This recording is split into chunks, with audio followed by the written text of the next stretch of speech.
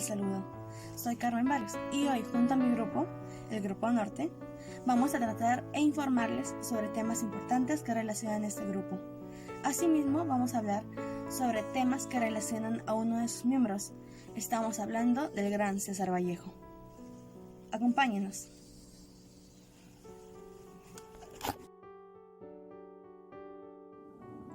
Infancia de Vallejo. Según Ortega, 1998.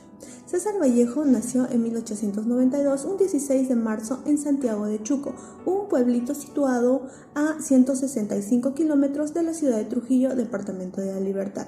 Fue hijo de Francisco de Paula Vallejo y María de los Santos Mendoza, el último de 12 hermanos. César Vallejo admiraba bastante a su madre por su inagotable labor y desmesurada atención. Según Pacha 2019, también podemos decir que César Vallejo fue inculcado a llevar una vida sacerdotal por su padre y su abuelo José Vallejo, ya que ellos llevaron esta misma vida sacerdotal. Vida universitaria de Vallejo. Según Franco, 1998. César Vallejo fue un alumno muy dedicado e inteligente. Estudió en la Universidad de Lima, también en la Universidad de Trujillo, que tuvo que abandonar por temas económicos.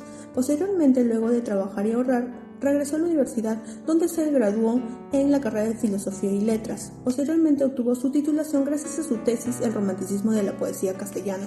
Según Morio, 1892, César Vallejo también cursó estudios de Derecho y Letras en la Universidad de Lima. En 1920 lo despidieron de su trabajo donde realizaba labores de maestro. Posteriormente hubo sucesos donde Vallejo sufrió persecución seguido de encarcelamiento.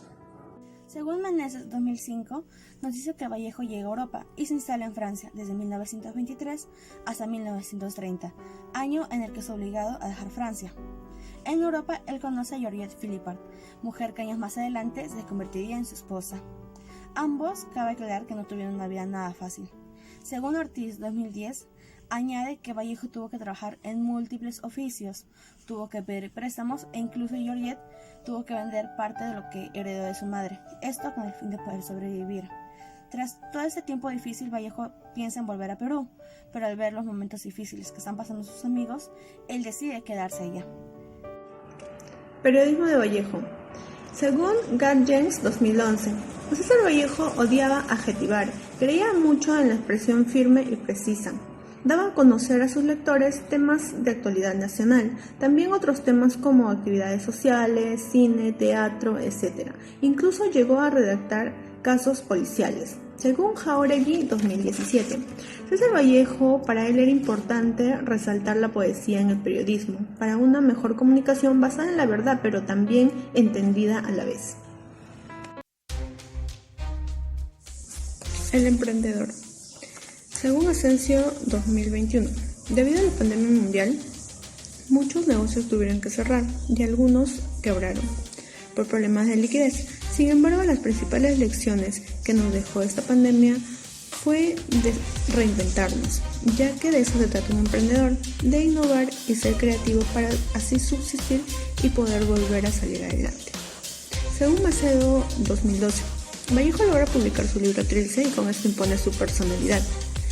Vallejo escribía siempre, hasta en sus peores momentos, como en la muerte de su hermano o cuando lo encarcelaron. Y así demostraba Vallejo que él supo convertir la adversidad en una oportunidad, y esto lo convertía en un emprendedor. Según Pizan, existen diferentes enfoques y teorías respecto al tema del emprendimiento, por factores como el económico, psicológico, social, cultural o ambiental.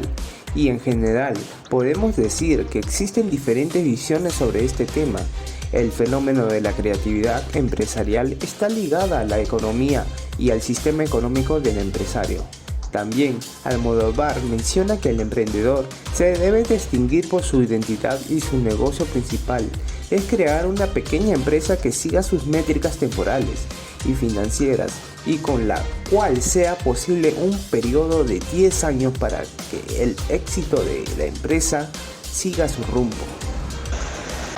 En 2020 la página PYMA nos revela que el emprendimiento cultural debería de tener como principal objetivo enfocarse en el avance de la cultura de los países y comunidades, los cuales va a permitir que guardemos y salvemos todo aquel patrimonio general que tiene el país.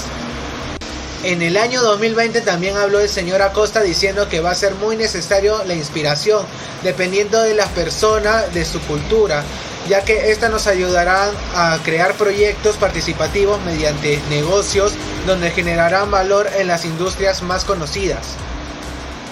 Un trabajo de la UPN en el 2021 nos dice que para hacer un emprendimiento cultural requerirá del elemento artístico y administrativo, aparte de una planificación que tenga claros sus objetivos, estrategias e identidad de la organización. Esto para ahorrar tiempo y gastos, tomando en cuenta el entorno donde se va a trabajar. También en el 2021 se nos menciona en la página Gana Más que deberemos implementar medidas de sanidad para poder prevenir posibles casos como el tipo de COVID-19 conocido como el coronavirus, el cual esta acción nos va a ayudar para mantener la calidad del producto o servicio, dando una mayor confianza al público en general. Según Cervera, el audiocuento es un tipo de escritura en forma de audio que permite al oyente entender sonoramente el contenido de la escritura dada. Este es acompañado por diferentes voces que suelen ser los personajes que están dentro del texto. También Sanguino, López y Salazar mencionan que el audiocuento abarca parte de nuestra sociedad, desenvolviéndose en las actividades cotidianas, al adaptarse fácilmente a la educación. Este facilita las áreas de conocimiento del público infantil, creando en ellos una buena crítica sonora y estimulando la imaginación. Las características del audiocuento según Acevedo. El diseño del audiocuento debe ser original, producir productos de alta calidad y ser creativa en el lenguaje utilizado. En los casos en que el texto contenga palabras que los niños no puedan reconocer, se debe realizar una evaluación y un acuerdo. También Sandoval indica que el audiocuento tiene la capacidad de entretener en función de las diferentes visualizaciones creadas y tiene la capacidad de transmitir mensajes de manera más eficaz, lo que permite que su historia complemente la imaginación de uno y se pueda identificar y meter dentro de este mismo. Camaño nos menciona que para empezar a escuchar un audiocuento, este tiene la posibilidad de profundizar en la lectura de manera significativa. Después de todo, no solo es escuchar una lectura, sino también poder adquirir el libro impreso y leerlo. El uso del audiocuento es importante porque motiva e impulsa a la persona al hábito de la lectura. Esto se debe a que escuchan un tema o lectura de su interés. Según la investigación de Infobae, el uso del audiocuento es muy importante porque forma la capacidad de escuchar y prestar atención para comprender lo que escucha. Es decir, cada persona mentalmente comienza a crear una serie de imágenes de lo que escucha y su mente desarrolla su imaginación y creatividad. Según dicho de Viva Leer en el 2020 nos dice que los audiolibros son importantes porque estimulan la imaginación de los oyentes, así también ayudando a generar una mejor capacidad de atención. Difunde Ediciones en el 2014 también nos hace presente que gracias a los audiolibros se hará práctica de la escucha crítica que facilitará acceder a más géneros e introducir rasgos positivos donde se permita utilizar toda la abundancia del lenguaje que favorecerá la imaginación y gusto por la lectura para todos los oyentes. Según Patrón 1992, nos dice que el grupo estuvo conformado por jóvenes famosos de aquellos tiempos que se reunían para pasar momentos agradables. Algunos integrantes que formaban parte son José Eulogio Garrido, Juan Espejo Esturizaga, César Vallejo y la joven Rosa Maya Sandoval. Asimismo, Fernández y Yanucci 2020 añaden que la mayoría de estos eran originarios del norte del Perú y que posiblemente la Universidad de Trujillo fue el lugar que dio inicio a este grupo. La mayoría de estos miembros mostraron una gran pasión hacia la poesía, por lo tanto, muchos de estos decidieron ejercerla públicamente. Según Suárez 2018, nos dice que este grupo estuvo liderado por Antonio Rorrego y José Eulogio Garrido y tenía el propósito de realzar la cultura en el norte del país. Asimismo, tratar de lograr que las personas renueven su sentido común y que no no se dejen abusar por la clase dominante. También tenían el propósito de que haya igualdad en todos los campos de la sociedad. Asimismo, Tinoco 2011 añade que este grupo se formó para que tanto jóvenes como universitarios puedan leer y escribir, pero sobre todo lo más importante, que se puedan expresar y desenvolver con tranquilidad cada vez que ellos realizaban unos conversatorios. En el 2012 Pucinelli nos dice que, así como en todas las ciudades, la ciudad de Trujillo no se quedaba atrás y le daba educación a los menores y adolescentes en lo que era en el nivel primaria, secundaria y universitario, en el cual todo se da a conocer gracias a la República Peruana, donde varios miembros de la Bohemia de Trujillo adquieren una buena formación.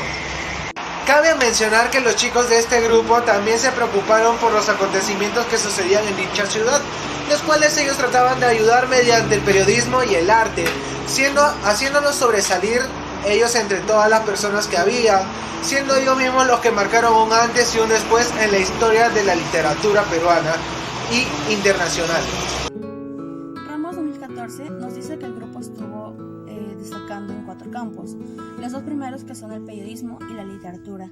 Ambos son campos en los cuales la mayoría de los miembros más participaban. En este campo participaban grandes poetas, entre ellos César Vallejo, Alcides Pelusín y Ciudad Alegría. El tercer campo fue el de la filosofía. Acá participaba más el líder, Antenor Orrego, y tuvo participación de Aya de la Torre. Y el cuarto campo, que es el de la política, ese estuvo liderado por Víctor Raúl Aya de la Torre.